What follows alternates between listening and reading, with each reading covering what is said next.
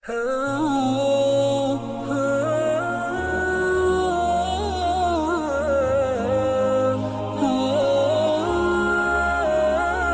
सकते हैं कि ये अल्लाह की आयतें हैं। कुरान से साबित कर। कुरान किसका लिखा हुआ है? अल्लाह का कलाम है। कैसे आप कैसे कह सकते हो? सवाल है आपसे सवाल है। ये अल्लाह, ये कुरान मजीद इन कागज स्याही और कागज कलम स्याही और प्रिंट किया हुआ ये अल्लाह क्या से आया है? मतलब आप ये नहीं ना पहले आप मेरी ये अब मेरा जवाब दीजिए ना। नकल किसकी की है? नकल किसकी की है? जो अल्लाह रसूल ने कुरान लिखा, जो रसूल ने कुरान लिखा, जो जिब्राइल लेकर आए, रसूल ने लिखा, जिब्राइल ने लिख के दिया। ऐसे हजारों वसीम रज़वी है या वसीम रज़वी जैसा ईमान रखने वाले हैं जो अब के हमारे इस कुरान को अल्लाह का कलाम नहीं मानते, तहरीफ शुदा कलाम मानते हैं, बदला हुआ कलाम मानते हैं। ये कुरान की दुश्मनी इंसानी दुश्मनी नहीं, शैतानी दुश्मनी है। शैतान को तकलीफ होती है कुरान से, शैतान तकलीफ में आता है कुरान से, कुरान की तिलावत से, कुरान की एक एक आयत से शैतानों को तकलीफ होती है, इंसानों को नहीं। अल्लाह के दुश्मनों को तकलीफ होती है, मुसलमानों को नहीं। रसूलुल्लाह के दुश्मनों को तकलीफ होती है, मुसलमानों को नहीं।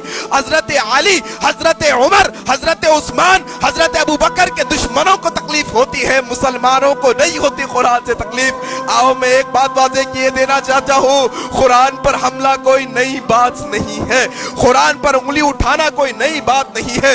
मक्का की सरजमीन पर कुरान नाजिल हो रहा है, बाहर से शायरों को लाया जा रहा है कुरान का जवाब देने के लिए, कुरान जैसी किताब बनाने के लिए, कभी कामयाब नहीं हुए।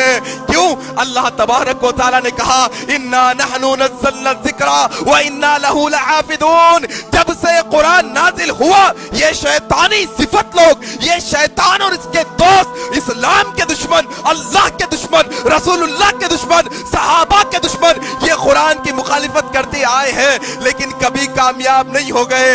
इनके बाप दादा मिट गए कुरान मिटाते मिटाते, इनके बाप दादा चले गए दुनिया से कुरान जैसे कुरान बनाते बनाते, कुरान पर उंगली उठाते उठाते मिट गए दुनिया से बहुत सारे लोग। लेकिन अल्लाह का कलाम बाकी था, बाकी है और ता कयामत सुबह तक ये कलाम बाकी रहेगा। यहाँ तक के कयामत के दिन अपने पढ़ने वाले के लिए कुरान सिफारिश करेगा आकर। लोगों ये बात समझो, जब कोई दुश्मन कुरान पर उंगली उठाता है तो थोड़ा सा माहौल के अंदर होश के नाखून लो और समझने की कोशिश करो उसकी साजिश है क्या, आखिर वो चाहता क्या है। वो जानता है उसकी औकात ये कि ना एक आयत पढ़ सकता है, ना एक आयत समझ सकता है, ना एक आयत समझा सकता है, उसे बखूबी मालूम है। फिर ये हथकंडे क्यों?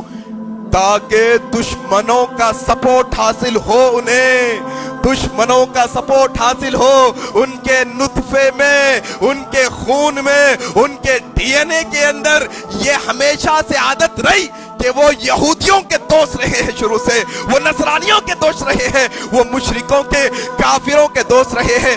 आओ एक मिनट के अंदर थोड़ा तारीख को दोहराओ। ये अब का बदखुमाश तो अब का है जो कुरान पर उंगली उठाता है, ये वो लोग हैं जो कुरान पर उंगली उठाते हैं। ये उमर बिन खत्ताब के खातिल है, ये उस्मान बिन अफ़्फ़ान के खातिल है, ये अली इब्न तालिब के खातिल है, ये हजरत हसन और हुसैन के खातिल है, ये मुआविया के दुश्मन है।